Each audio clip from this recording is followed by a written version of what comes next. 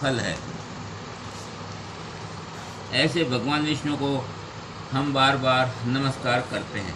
शौनक आदि ऋषियों ने लिए सहस्त्र वार्षिक 1000 वर्ष के लिए यज्ञ का आरंभ किया। एक समय नित्य क्रिया अग्निहोत्र आदि कर्मों से निवृत्त होकर के उन ऋषियों ने सुखपूर्वक बैठे हुए श्री सुत जी का आदर पूर्वक सत्कार करके उनसे यह प्रसन्न किया।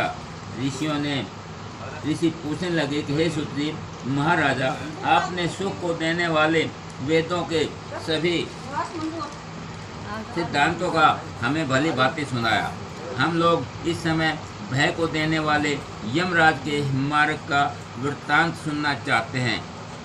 लोक परलोक के दुखों एवं संसार के दुख और कष्टों के नाश होने के उपाय का वर्णन करने में के आप करने में सामर्थ हैं, सो हमें विज्ञान विस्तार रूप से हमें सुनाइए। सुत जी ने कहा, हे पुण्य परमात्माओं, पुण्य आत्माओं को सुखदायी और पापियों को दुखदायी अत्यंत दुर्गम यम मार्ग का वर्णन आप लोगों के हित के लिए मैं कहता हूँ। इसे आप एकाग्रचित होकर के ध्यान से सुने।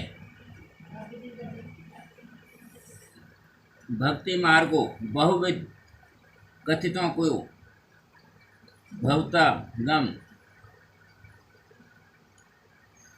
गरुड़ जी के पूछने पर वृत्तांत सुखपूर्वक बैठे हुए विष्णु भगवान ने स्वर्ग में गरुड़ जी से कहा था, वही आप लोगों को मैं सुनाता हूँ, कहता हूँ, सुनिए। गरुड़ जी ने पूछा, हे भगवान, मुझे भक्ति के अनेक मार्गों तथा भक्तों की उत्तम गतियों को आपने मुझे सुनाया है। अब आपकी भक्ति से विमुख प्राणियों का गमन दुर्गम यम मार्ग से कैसे होता है, इसे मैं सुनना चाहता हूँ। हे भगवान, आपका नाम लेना आसान है और अपने वश में दिव्य है, फिर भी जो आपकी भक्ति से विमुख होते हैं उनका जीवन धिक्कार है। कि भगवान का नाम लेने में कुछ प्रयास नहीं करना पड़ता, कोई मेहनत नहीं करनी पड़ती, कोई बाहर नहीं, पैदल नहीं चलना पड़ता, बाहर नहीं, लेकिन फिर भी आपके नाम से विमुख हैं, उनका जीवन धिक्कार है। जिस प्रकार नरगाम दुर्गम मार्ग यम मार्ग धिक्कार है। हे भगवान, आपका नाम लेना आसान है और अपने वश में जिव्या है, फिर भी जो आपकी भक्ति से विमुख हैं उनको धिक्कार है। ऐसे पापी मनुष्य नरक में जाते हैं। हे नाथ, दुर्गति पापियों की होती है। वे जिस प्रकार नरकगामी होते हैं तथा उनके दुख को सहते हैं, उसे विस्तार से कहिए। श्री भगवान ने कहा कि पक्षीराज गरुड़, मैं भयंकर यम मार्ग का वर्णन कहता हूँ। पापी लोग जिसमें होकर के यम लोक को जाते हैं, सुनने वाले को भी यह वर्णन अति भय देने वाला होता है। सुनने से भी मनुष्य कंपितमान हो जाता है, कंपायमान हो जाता है। तो अपना अनुमान लगाइए। परंतु मैं तुम्हारे आग्रह से तुमने आग्रह किया, इसलिए मैं आपसे कहता हूँ, सर्वदा पाप में ही जो लोग आसक्त रहते हैं, धर्म से सदा विमुख रहते हैं, दया से सदा विमुख रहते हैं और वे हमेशा कुसंगति में रहते हैं, सत्संगति और उत्तम वेद शास्त्रों से विमुख रहते हैं, जो अपने को सम्मानित मानकर घमंड में फूलते हैं, धन तथा मर्यादा के गर्व से युक्त है, देवी शक्ति रूपी संपत्ति से हीन होकर राक्षसी भाव प्राप्त होते हैं। जो लोग तथा जो भोग तथा हुआ है अपवित्र नरक में वे गिरते हैं। मन जो दान देने वाले हैं मोक्ष प्राप्त करते हैं। जो लोग पापी हैं वे यम यातना सहते हुए दुख पूर्वक यम लोक जाते हैं। इस संसार के पापियों को जैसे दुख मिलते हैं, उन दुखों को भोगने के पश्चात जैसी मृत्यु होती है तथा जैसा कष्ट वे पालो। संसार में मनुष्य जन्म लेकर पूर्व जन्म के संचित किए हुए अपने पुण्य और पाप से अच्छे बुरे फल को भोगता है। शेष अशुभ कर्म के संयोग से शरीर में कोई रोग हो जाता है। रोग और विपत्ति से युक्त वह प्राणी जीवन की आशा से उत्कंठित रहता है। युवावस्था को वेदनाहीन वह प्राणी स्त्री पुत्रों से सेवित होने पर भी जरावस्था को प्राप्त होता है। ओम नमः शिवाय। वृद्धावस्था के कारण रूपहीन होकर के घर में मृतक स्वामी द्वारा अपमान युक्त दिए हुए आहार को स्वान के समान भक्षण करता है। रोग और मंदाग्नि के कारण उनका आहार घट जाता है, चलने फिरने की शक्ति घट जाती है, अंग नेत्रों से दिखाई भी कम देने लगता है, कानों से सुनाई भी कम देता है और चेष्टाहीन हो जाता है। जब कफ से स्वर नगमन में कष्ट होता है, खांसी और श्वास के वेग से कारण उसके कंठ में घुर घू का शब्द होने लगता है। चेतना रहने के कारण चारपाई पर पड़ा हुआ सोचता है। बंधु वर्ग से घिरा हुआ वह प्राणी मृत्यु के सन्निकट पहुंच जाता है, बुलाने पर भी नहीं बोलता है। इस प्रकार अब भी कुटुंब के पालन पोषण में जिसकी आत्मा लगी रहती है, उस परिवार के प्रेम की वेदना से वह प्राणी रोता हुआ परिवार के बीच से मर जाता है। हे गरुड़, उस मृत्यु के समय देवताओं के समान प्राणी की दिव्य दृष्टि हो जाती है, दिव्य दृष्टि हो जाती है। वह संसार को एक में देखता है, कुछ भी बोलने में असमर्थ हो जाता है। इंद्रियों की व्याकुलता से चैतन्य प्राणी भी जड़ के समान हो जाता है। इस कारण समीप में आए यमदूतों के भय से प्राण अपने स्थान से चलायमान हो जाता है। जब प्राण आदि पांचों आयु अपने स्थान से चल देते हैं, उस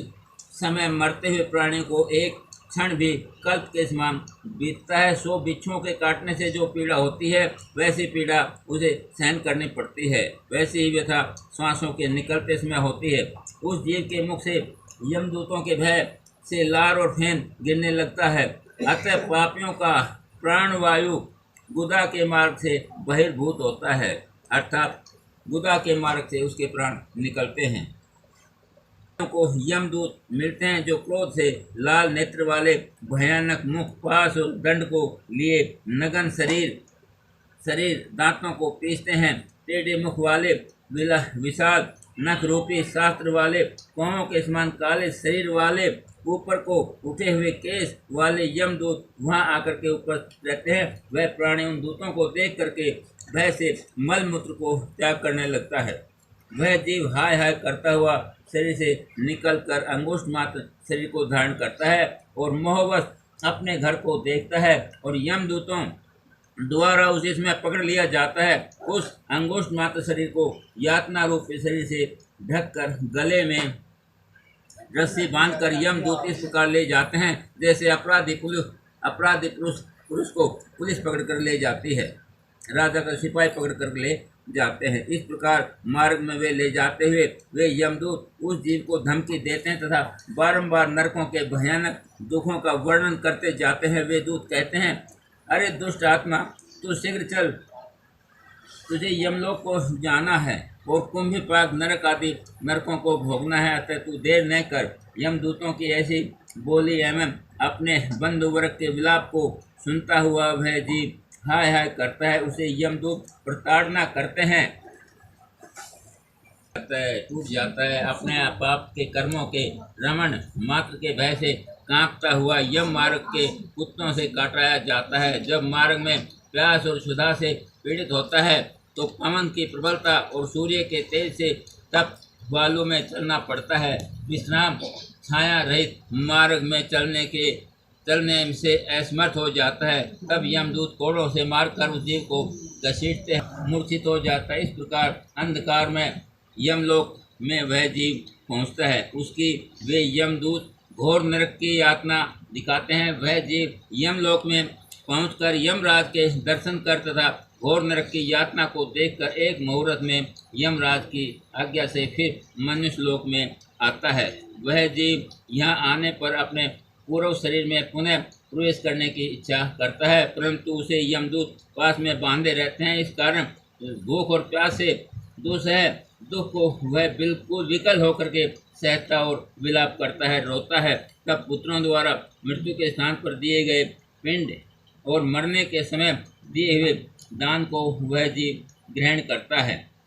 उस पापी जीव के तब भी तृप्ति नहीं होती है। पापी मनुष्यों को पुत्रों द्वारा दिए हुए दान, श्राद्ध और जलांजलि से तृप्ति नहीं होती। इसी से पिंडदान देने पर भी वे भूख और प्यास से व्याकुल हो जाते हैं। जिनका पिंडदान नहीं होता वे निर्जन वन में कल्प भर प्रेत योनि में रह करके दुख पूर्वक भ्रमण करते हैं। 6 करोड़ कल्प तक बिना भोगे कर्म का क्षय अर्थात समाप्त नहीं होता है और जीवों को पुत्र पिंडदान, उस पिंडदान के 4 भाग प्रतिदिन होते हैं। उनमें से पंचभूतों के लिए 2 भाग होते हैं जिनके देह से देह की पुष्टि होती है। यमदूतों का 3रा भाग मिलता है और उस प्रेत को 4था भाग खाने को मिलता है। इस प्रकार 9 दिन तक पिंडदान प्रेत ग्रहण कर खाते को पाता है। प्रेत का शरीर 10वें दिन के पिंडदान से निर्मित होता है, तब चलने की सामर्थ्य होती है। हे पक्षियों में श्रेष्ठ, पूर्व शरीर के दग्ध हो जाने पर भी पुत्र द्वारा दिए हुए पिंडों से उस जीव को देह मिलती है।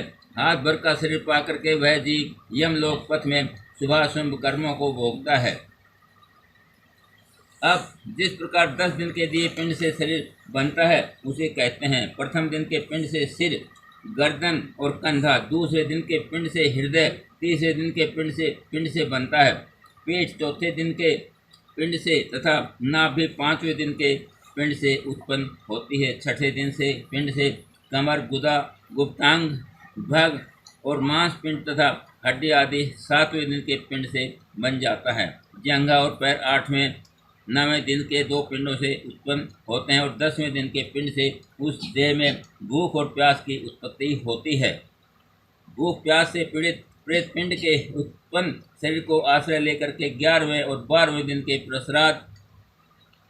श्राद्ध को 2 दिन में भोजन करता है। यमदूतों से बंधा 10 दिन वह जीव अकेला बंधे हुए बंदर के समान हो जाता है। यमलोक ही 86,000 योजन वह तरणी को छोड़ करके वितीर्ण है। इस जीव को यमदूतों के साथ प्रतिदिन 24 घंटे में क्रम से 247 योजन निरंतर चलना पड़ता है। इस मार्ग से चलने वाले को अंत में 16 गांव मिलते हैं। उनको लांघ कर वह पापी जीव तक धर्मराज के नगर में पहुंचता है। ये नाम उन नगरों के हैं: सौम्यपुर, सौरीपुर, नगेंद्र भवन, गंधर्व, शैलाग्रम, क्रौंच, क्रूरपुर, विचित्र भवन, चंपद, दुखद, नानाक्रंदपुर, सूत्रप भवन, रौद्रनगर, पयोसवर्ण, सीताढ़ और बहुभीति इनके आगे यमपुर है। यम के पास बंधन में बंधा हुआ, मार्ग में रोता हुआ वह पापी जीव अपने घर को छोड़ करके यमलोक को जाता है। बोलो श्री कृष्ण भगवान की जय। प्रथम अध्याय इति श्री।